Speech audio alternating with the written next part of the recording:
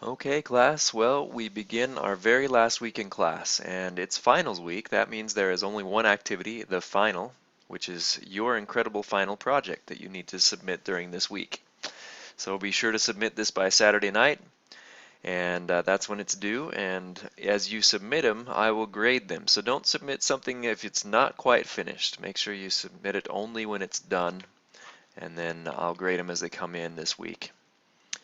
And that will give me some opportunities to grade things as they go along.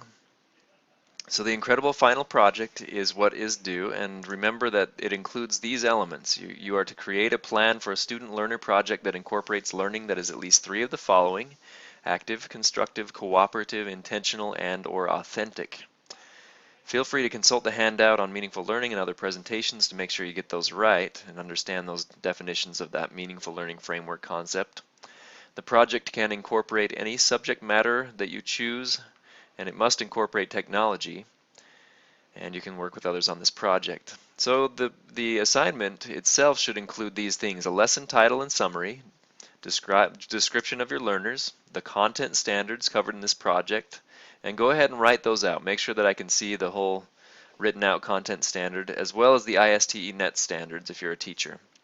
So list one or two of each of those groups of standards, and for ISTE nets, choose not just item 1 or item 2, but choose item 2A or 1B, and list and go ahead and type that out as well.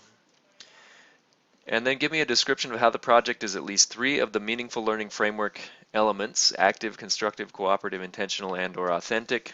So make sure that you do write out with three of those a paragraph each, at least a paragraph each, sharing why the assignment is active learning, why it is constructive learning, why it is intentional, etc., whichever three you choose. And then also describe what the learners will complete at the end of the lesson. Show what elements you require students to include in that lesson or in that project that they create, whether it's a blog post, a paper, a video. Tell me what elements you're going to require them to include.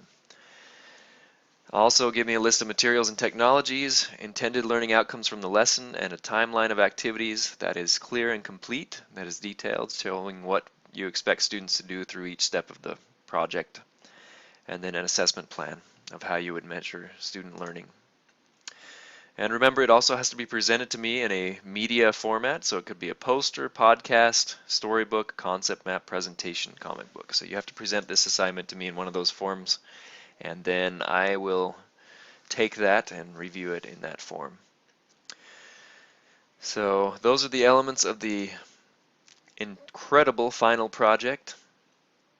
And this is my last video to you in this class, and it's been a great experience to see how you have made learning with technology meaningful, how you have created some very creative projects. And I think those are still, again, there are still a bunch of them shared on our wiki. Well, actually on the Padlet site that we have up there. So take a look at other people's if you haven't before, because it's fun to see the creativity there of how they've tried to make learning meaningful. And just as a parting thought, I wanted to share just about the meaningful learning framework again. So going back to some of the first weeks in the class, we have a nice meaningful learning framework wrap-up presentation that we've talked about, and that can help you do your incredible final project. But we also have, let's see if I can get this here. So a handout, a meaningful learning handout, can kind of remind us of what the meaningful learning elements are. And as you look at these, I want you to think about using technology in the classroom or for teaching and learning in any situation. Really, the important part of this is that you use technology according to a good framework. So if you just incorporate technology in your classroom without changing any way of teaching with it, then you'll get the same kind of teaching, you'll get the same kind of outcome, you'll get the same kind of student achievement. It won't change. But if you incorporate technology in your classroom with more of these meaningful learning elements along with it, then you'll see some good changes with student achievement. And so it's been fun to see how you have thought about how to make technology, learning with technology, more active, more constructive, more cooperative, where students are working together, more authentic, where it's complex and contextualized, more intentional, where students have to be reflective, where they have to figure out what they can do and set their own goals.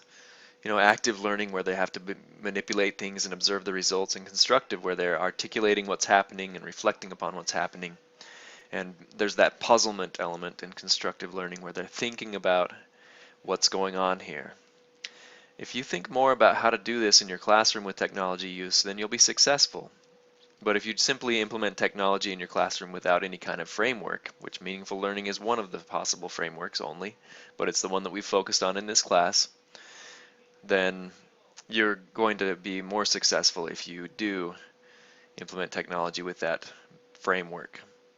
So that's something to be aware of with any technology implementation too. If you have a good framework, a good learning theory that you follow, then you'll have some success. But if you just implement technology for its own sake, or for no reason at all, and without a framework, then you won't have much success with the use of technology. It won't be worth it. So that's something to be aware of, and hopefully a good parting thought for this class. So have a great week and have a great summer.